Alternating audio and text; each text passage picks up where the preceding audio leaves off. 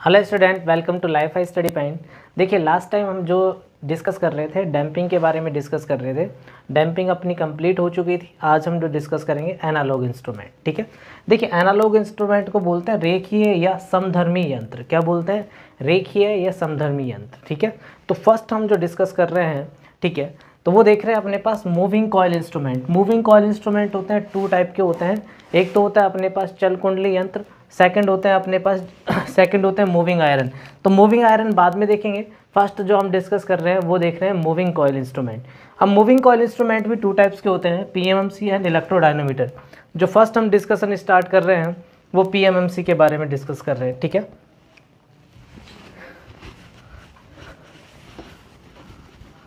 तो देखिएगा पीएमएमसी प्रकार के यंत्रों में होता क्या है। पीएमएमसी प्रकार के यंत्रों में मैग्नेट होती है, और ये मैग्नेट किस प्रकार की होती है? यू प्रकार की होती है। तो पहले हम संरचना के बारे में लिखेंगे, यानी कंस्ट्रक्शन डिटेल, कंस्ट्रक्शन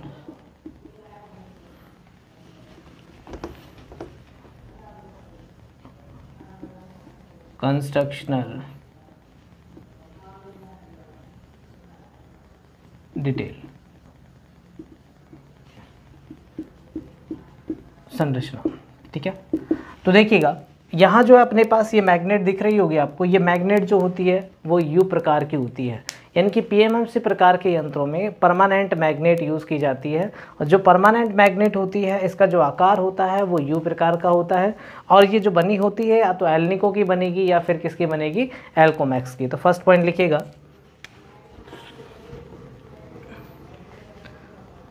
पीएमएमसी प्रकार के यंत्रों में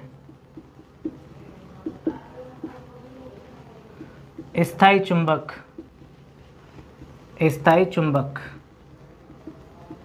का उपयोग किया जाता है।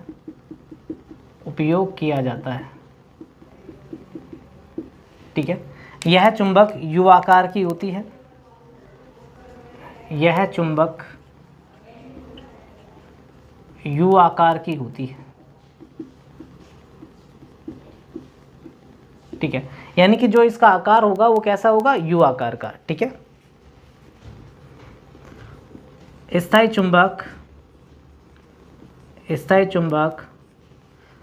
एल्कोमैक्स या एल्निको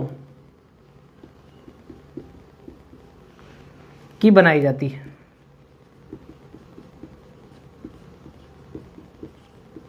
ठीक है, तो देखिएगा अभी हमारी जो बात हो गई वो किसके बारे में बात हो गई? मैग्नेट के बारे में। मैग्नेट जो होगी अपने पास वो यू आकार की होगी और बनेगी किसकी? एल्निको की बनेगी या फिर एल्कोमैक्स की बनेगी। क्लियर चीज़? एल्निको का मतलब होता है एल्युमिनियम निकिल, एल्निको का मतलब होता है एल्युमिनियम निकिल कोबाल्ट, एल्कोमैक्स का होता है एल्युमिनियम कोबाल्ट। क्लियर चीज़? ठीक है, अब देखिएगा यहाँ जो हम यूज़ कर रहे हैं ये होती है मूविंग कॉइल। मूविंग कॉइल जो है अपने पास वो लाइट वेट होनी चाहिए। ठीक है, हल्की होनी चाहिए।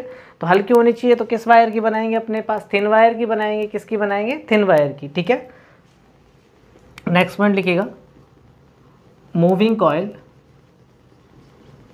कॉइल पतले तार की बनी होती है।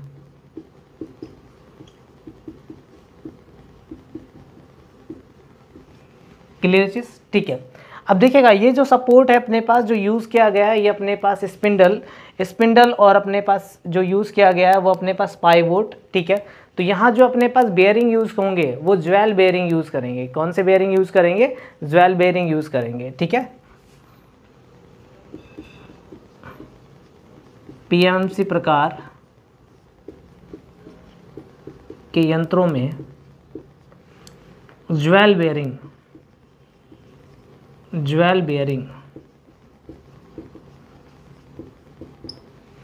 का उपयोग किया जाता है।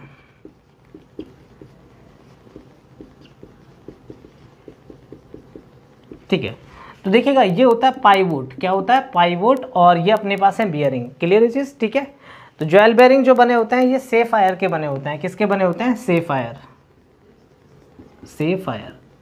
ठीक है,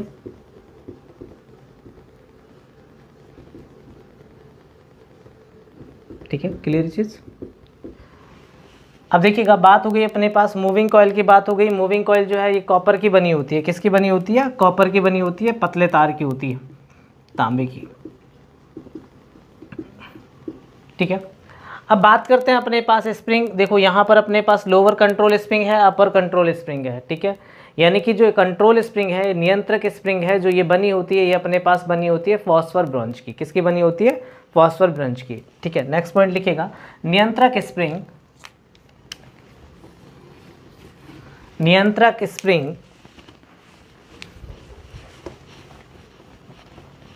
फॉस्फर ब्रॉन्ज की बनी होती है।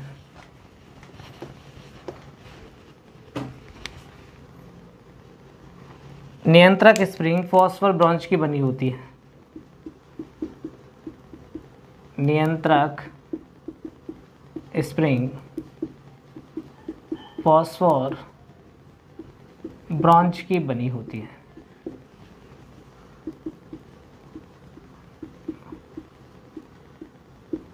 क्लियर है चीज?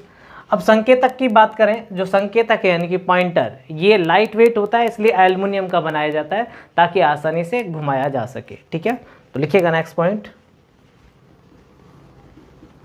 पॉइंटर यानी कि संकेतक एल्युमिनियम, एल्युमिनियम का बना होता है। ठीक है, क्लियर चीज? ये पॉइंटर की बात हो गई अपने पास। तो देखिएगा ये थी कंस्ट्रक्शन डिटेल जो हमने जानी कि नॉर्मली क्वेश्चन पूछा जाता है अपने पास, स्थायी चुंबक किसकी बनी होती है? एल्निको या एल्कोमैक्स की बनी होती है। किस आकार की होती है? यू आकार की होती है। स्प्रिंग किसकी बनी होती है? फॉस्फर ब्रॉन्ज की बनी होती है। जो बेयरिंग यूज़ किए जाते हैं वो कौन से होते हैं? ज्वेल बेयरिंग होते हैं। ठीक है, और किसके बने होते हैं? सेफायर के बने होते हैं। संकेतक किसका बना होता है अपने पास? एल्युमिनियम का बना होता है। देखिए स्केल जो है वो लीनियर है, लेकिन स्केल के बारे में हम डिस्कशन तब करेंगे जब तीनों टॉर्क के बारे में पढ़ लेंगे। क्लियर है चीज़? ठीक है, तो अब देखिएगा टॉर्क की बात करते हैं कि डिफ्लेक्शन टॉर्क किससे मिलेगा हमें। ठीक है, यहाँ तक नोट कीजिएगा।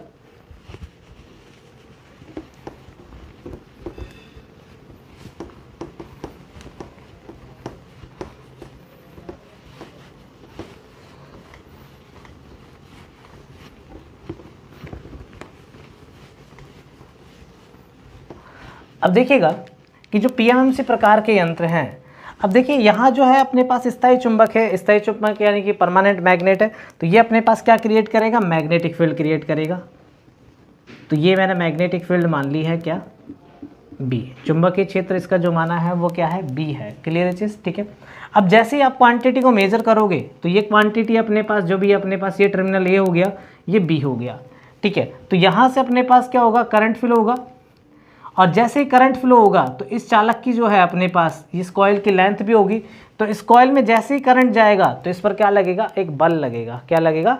बल। क्लियर चीज? ठीक है, और ये जो बल होगा अपने पास F इक्वल्स टू ये होगा BIL। क्लियर चीज? ठीक है, कि जब भी किसी चालक को अपने पास स्थायी चुंबकीय क्षेत्र में रखा जाता है, धारावाही चालक को, तो उस पर क्या लगता है? बल लगता है। क्लियर चीज? तो यहाँ देखिएगा ये अपने पास कोई एक कंडक्टर है, ये कंडक्टर है, ये स्थायी चुंबकीय क्षेत्र में यहाँ पर किसमें क्या फ्लो हो रही है? करंट फ्लो हो रही है आई। ठीक है, तो इस कंडक्टर पर क्या बल लगेगा? एक बल लगेगा। ठीक है, क्लियर चीज? और इस बल की जो डायरेक्शन है वो किसके अकॉर्डिंग निकालते हैं? फ्लेमिंग के लेफ्ट हैंड रूल से आप निकाल सकते हो, यानी फ्लेमिंग के बाएं हाथ के नियम से। क्लियर चीज?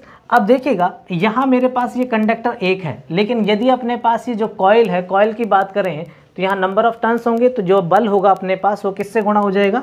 F इक्वल्स टू क्या हो जाएगा? अगर अपने पास कंडक्टर यानी कि उसमें टर्न है तो ये हो जाएगा NBIL। क्लियर चीज? अब देखिएगा जो बलागुण होता है, डिफ्लेक्टिंग टॉर्क जो होगा, ये होगा फोर्स इनटू डिस्प्लेसमेंट। क्या होगा? फोर्स इनटू डिस्प्लेसमेंट, यानी कि जो इस यहाँ पर जो बलागुण लगेगा इस बल के कारण, ठीक है, ये कुछ ना कुछ दूरी तय करेगा, तो ये क्या बन जाएगा? टॉर्क बन जाएगा। ठीक है, तो यहाँ पे देखिए बस बल की वैल्यू रख देता हूँ। बल जो है मेरे पास क्या है? NBIL into D. क्लियर चीज़? अब देखिए लेंथ इंटू डिस्टेंस, यानी कि अपने पास बोल सकते हैं लंबाई इंटू चौड़ाई। ठीक है, ये क्या होता है? एरिया। ए इक्वल्स टू क्या होता है? L into D. क्लियर चीज़? तो यहाँ अपने पास क्या हो जाएगा? NBIA। ठीक है, तो डिफ्लेक्टिंग टॉर्क जो होगा मेरे पास TD, वो क्या होगा NBIA। क्लियर चीज। तो यहाँ तो N क्या होगा अपने पास, लपेटों की संख्या, नंबर ऑफ टर्न्स, लपेटों की संख्या। क्लियर चीज। B क्या होगा, चुंबकीय क्षेत्र, चुंबकीय क्षेत्र। I क्या होगा अपने पास, धारा, और A क्या होगा अपने पास, क्षेत्रफल। क्लियर चीज। अब देखिएगा नंबर ऑफ टर्न्स नहीं बदलेंगे, चुंबकीय क्षेत्र नहीं बदलेगा और एरिया नहीं बदलेगा। अगर बदलने वाला है तो अपने पास क्या बदलेगा, करंट बदलेगा। ठीक है, तो जो चीज़ नहीं बदलने वाली उसे हम क्या मान लेंगे, एक कांस्टेंट मान लेंगे। कौन कौन सी चीज़ नहीं बदलेगी, N नहीं बदलेगा यहाँ पर अपने पास, B नहीं बदलेगा और A नहीं बदलेगा। तो इसे हम एक कांस्टेंट मान लेते हैं GNBA। इसे बोलते हैं गैल्वेनोमीटर कांस्टेंट। ठीक है, क्या बोलते हैं, गैल्वेनोमीटर कांस्टेंट। कि पिछली बार जीवेनियल में जो क्वेश्चन पूछा गया था वो यहीं से पूछा था कि जो अपने पास गैल्वेनोमीटर कांस्टेंट है उसकी वैल्यू क्या होती है। क्लियर चीज़। ठीक है, तो यहाँ से वैल्यू आ गई मेरे पास G की, NBA। ये गैल्वेनोमीटर कांस्टेंट होगा, क्या होगा, गैल्वेनोमीटर कांस्टेंट, गैल्वेनोमीटर कांस्टेंट, यानी गैल्वेनोमीटर नियतांक को बोल सकते हैं इसे। अब देखिएगा कि इसे मैं डिफ्लेक्टिंग टॉर्क TD, इसे मैं लिख सकता हूँ GI। क्या लिख सकते हैं, GI।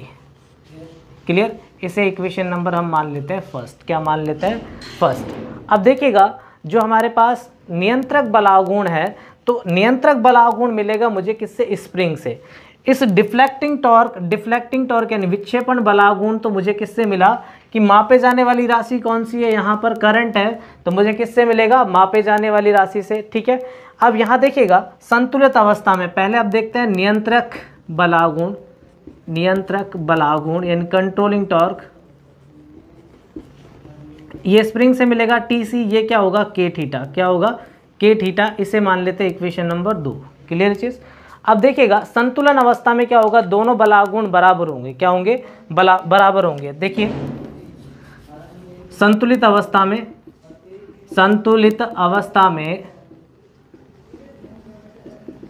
दोनों बलागुण बराबर होंगे। TC बराबर क्या होना चाहिए, TD होना चाहिए। तो TC क्या था मेरे पास, K थीटा, और TD क्या था, GI। क्लियर चीज। यहाँ से थीटा मेरे पास क्या आ गया, G/K × I। ठीक है, तो थीटा ये दोनों जो है अपने पास क्या है, कांस्टेंट है, तो थीटा प्रोपोर्शनल टू क्या आ गया, I। और ये कैसा रिलेशन है, कैसा संबंध है, रेखीय है। इसीलिए PMMC प्रकार के यंत्रों का जो पैमाना होता है वो कैसा होता है, रेखीय होता है। क्लियर चीज़। ये इक्वेशन नंबर हो गई मेरे पास थर्ड। तो यहाँ से हम लिख सकते हैं PMMC प्रकार के यंत्रों का पैमाना रेखीय होता है। ठीक है, यानी कि इनका जो स्केल होगा वो कैसा होगा, लीनियर होगा। क्लियर चीज, नोट कीजिएगा ये।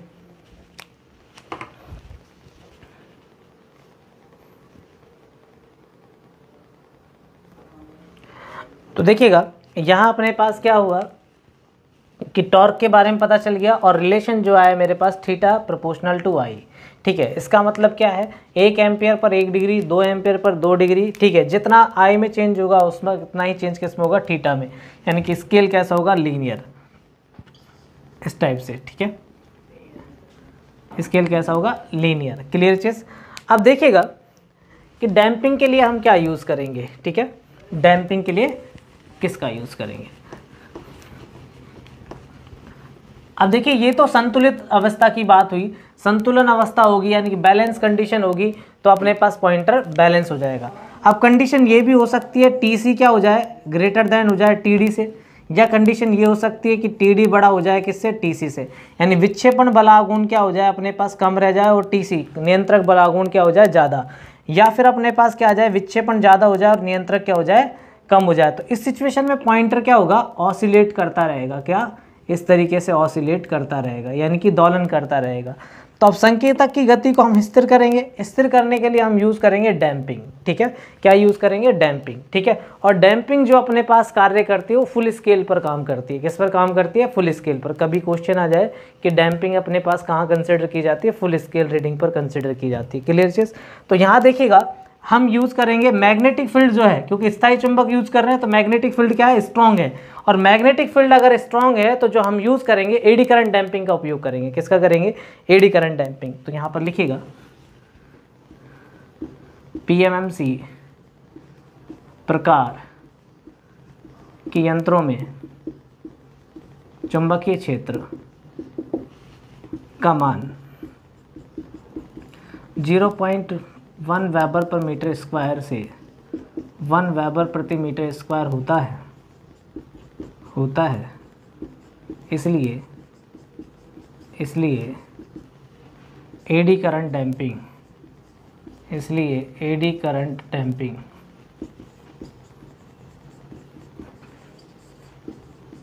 का उपयोग किया जाता है।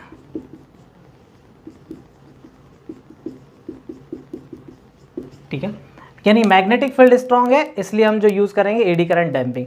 अब देखिएगा एडी करंट डैम्पिंग के लिए हम क्या करेंगे, ये अपने पास कॉइल है, यहाँ हम क्या करेंगे एल्युमिनियम फॉर्मर का यूज़ करेंगे। किसका यूज़ करेंगे, एल्युमिनियम फॉर्मर। तो यहाँ मैंने क्या लगा दिया, एल्युमिनियम फॉर्मर, ताकि यहाँ अपने पास ईएमएफ इंड्यूस हो सके।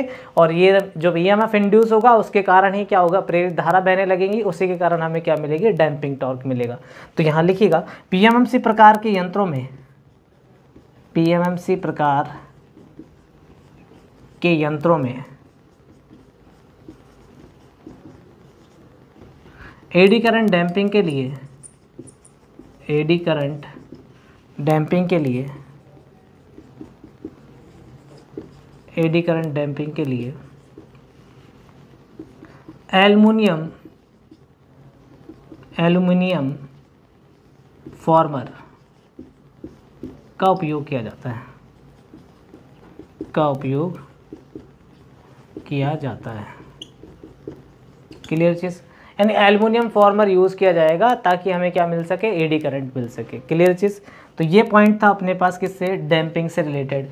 अब देखिएगा मान लीजिए मेरे पास क्या है कि पीएमएमसी प्रकार के यंत्रों से क्या टूट जाए, कंट्रोल स्प्रिंग, ये स्प्रिंग टूट गई। तो देखिएगा यहाँ दोनों ही बलागुण जीरो हो जाएंगे, विक्षेपण बलागुण भी जीरो हो जाएगा, नियंत्रक बलागुण भी जीरो हो जाएगा। तो पॉइंटर किस पर बना रहेगा, जीरो पर। ठीक है, यानी कि पीएमएमसी प्रकार के यंत्रों में अगर नियंत्रक स्प्रिंग टूट जाती है तो अपने पास दोनों ही बलागुण जीरो हो जाते हैं, जिसके कारण अपने पास संकेतक कहाँ बना रहता है, शून्य पर बना रहता है। पॉइंट नोट कीजिएगा, पीएमएमसी प्रकार के यंत्रों में नियंत्रक स्प्रिंग यदि टूट जाए तो विक्षेपण व नियंत्रक बलागुण दोनों शून्य हो जाते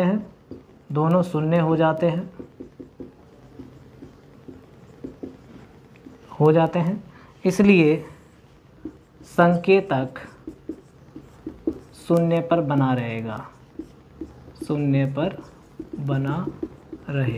ठीक है, क्योंकि अपने पास क्या है कि जो नियंत्रक स्प्रिंग है दो काम करती है, कंट्रोलिंग टॉर्क भी प्रोवाइड कराती है, और दूसरा क्या है कि जो अपने पास करंट है उसको बाईपास, एक पथ प्रदान करती है। क्लियर चीज़। तो ये पॉइंट थे रिलेटेड अपने पास किससे, कंट्रोलिंग स्प्रिंग से रिलेटेड। अब देखिएगा अगर किसी भी उपकरण का संकेतक शून्य पर बना हुआ है तो ये क्यों बना रहता है, कंट्रोलिंग टॉर्क के कारण। ये क्वेश्चन भी पूछा जाता है, किसी भी उपकरण का संकेतक जो है शून्य पर बना रहता है तो किसके कारण बना रहता है, नियंत्रक बलागुण के कारण। क्लियर चीज़। ठीक है, ये पॉइंट थे रिलेटेड किससे, पीएमएमसी से। अब देखते हैं अपने पास इसके अलावा जो स्पेसिफिकेशन जो है अपने पास एडवांटेज क्या है पीएमएमसी के। ठीक है, वो देखिएगा। पीएमएमसी जो अपने पास इंस्ट्रूमेंट है इसके जो एडवांटेज हैं वो क्या है, इनकी लाभ।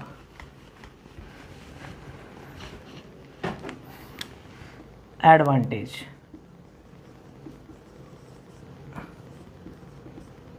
लाभ। देखिए लाभ क्या है अपने पास, जो इसका वेट है यानी कि जो वजन है वो बहुत कम होता है, इसलिए अपने पास बलागुण भार अनुपात का मान अधिक होने के कारण सुग्राहिता अधिक होती है, यानी सेंसिटिविटी हाई होती है। तो फर्स्ट पॉइंट क्या हो गया, सुग्राहिता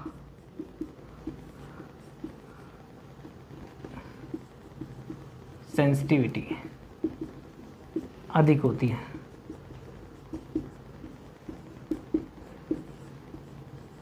ठीक है। सेकंड अपने पास लाइट वेट, ठीक है। और विद्युत यानी कि जो अपने पास शक्ति की खपत होती है वो माइक्रोवाट में होती है। शक्ति की खपत माइक्रोवाट में होती है।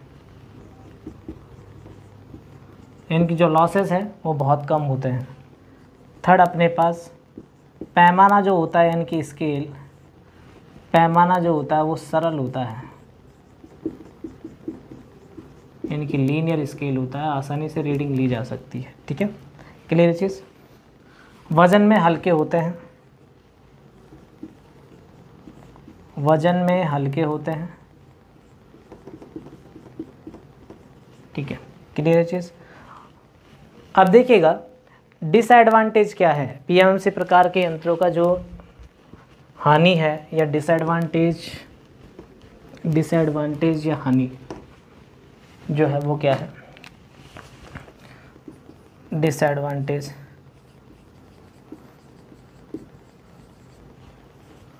ठीक है,